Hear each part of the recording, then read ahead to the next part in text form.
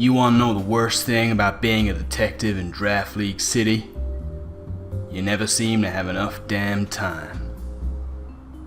I knew I needed to find Shroomraver a squad to help him battle through the new season of the Pokémon Premier League. What I didn't count on was the other guys trying to get a jump start on the competition. Some of the worst lowlives in the city were being snapped up earlier than I thought. Now, I may be a man of the law, but I'm not above using my criminal connections.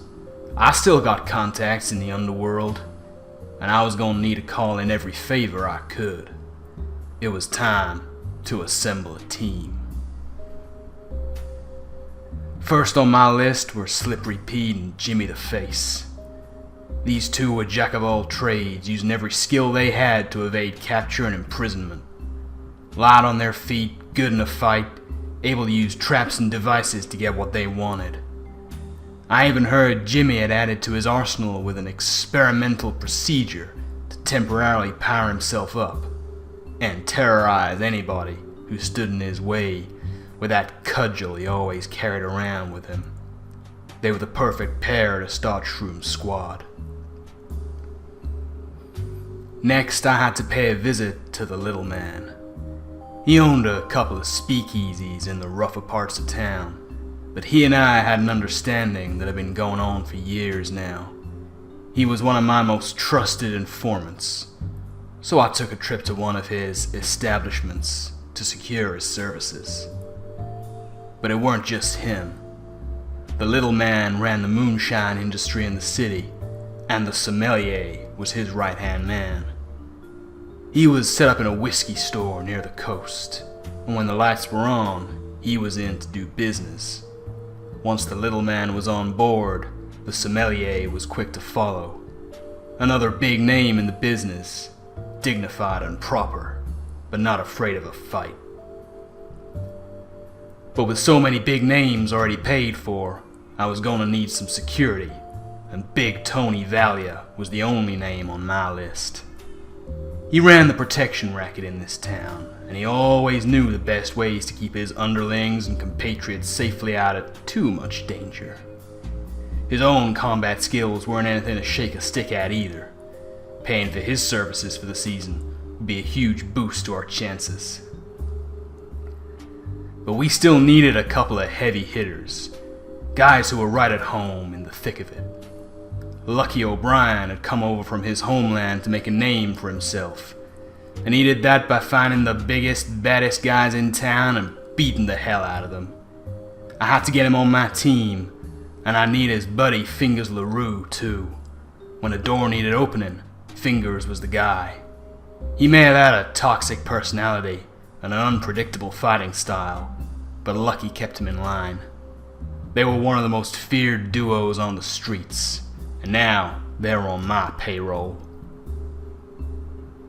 Wheels Malone ran an auto repair store downtown. Of course it was a front. His chop shop served most of the drivers on the job. On top of that, he could get you any tech you needed to get your hands on. It was him who set up Jimmy with his new toys, and he wasn't above dipping into his own supply now and then. His techie know-how could be crucial in finding out what the other guys in the league were up to. But I'd need more than that. I needed one of the best information brokers in the business, and for that, I needed to put in a call. Anybody who's anybody knows Playmore. They may be all smiles on the screens, but they ran the best racketeering business in Draft League City. They kept some of the other scum in line, and that's all that kept them off my radar. And how did they do this? Well, with the information from one Eli the Snitch, the best informant going. Always knew how to slink off without attracting too much attention. So I called in a favor with old Johnny Boy. Give me the snitch, and they could keep doing business in the city limits. And who would be bankrolling all this? Well, for that, I went to an old friend. Snake Eyes Joe was the only name in gambling in Draft League City. He ran most of the casinos on the streets, and a few under them to boot. He was another slippery customer, but he knew money, and he knew that loyalty to the highest bidder was what kept him in everybody's good books. And what do you know? I was the highest bidder. So that's the squad I was able to put together. A bunch of crooks, fighters, and snitches, all caught up in less than legitimate business ventures, but my assurances and deals were enough to keep them sweet. These guys would be reporting to Shroom directly, and he'd let me know what the other coaches in the league were up to. It may not have been how I prefer to do things, but in Draft League City, sometimes you gotta think way outside the box. Thankfully, that's what Shroom was known for. I just had to hope his information would be useful, because in this town, there's always more than meets the eye.